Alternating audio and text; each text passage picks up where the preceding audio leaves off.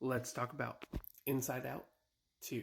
To say that I wasn't a little worried when they announced Inside Out 2 would be an understatement. Pixar is known to be one of the greatest film studios of all time. They make phenomenal movies.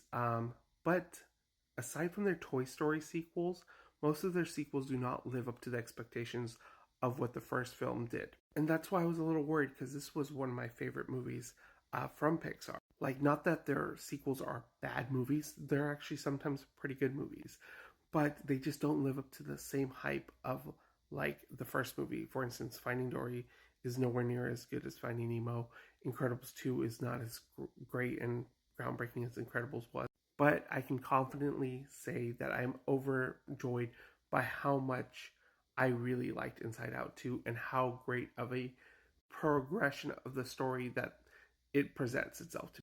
One thing I really appreciated about Inside Out was how it was able to manifest like the inner workings of our mind, how they were able to create 5 characters that represent our emotion. And then not just that, but to also create a world where, there's compartments and, visualize what goes on in our heads in such a creative and a unique. Inside Out 2 plays with the same concept and expands it with more emotions, ennui, envy, anxiety, and embarrassment, who are all really good additions to the cast. Riley is older in this film. She's going through puberty. Her body's changing. Her emotions are changing, and they're getting more complex. And that is something that was commendable about this movie. It is a more complex look into emotions. And not just emotions specifically, it's also yourself. Like, what aspects of your life create who you are, and it just does it in such an ingenious way that I was not expecting it to do.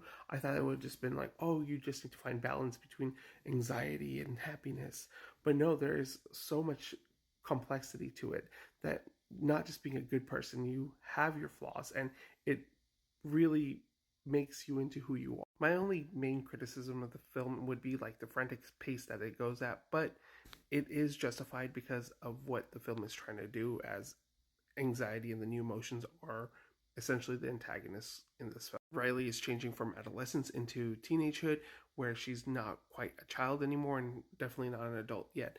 And it just shows the pressures that you have and the expectations and the uncertainty that you have of your future. There's a great moment in the film that really exemplifies what a panic attack can look like and the experience can be like.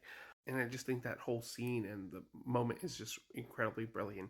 The film is also a lot funnier than the first film is, but also downplays the emotional depth of the original as well. But it's a nice balance to have, where I don't feel like these differences drop the quality in any substantial way. So overall, to say is Inside 2 is a deserved sequel that really lives up to the expectations of what the first film created, and adds more room for development, more room to explore different types of emotions, different types of complexity and morality. And it's just a really beautifully well told film that is enjoyable to watch from beginning to end, and one of the finest movies of the year.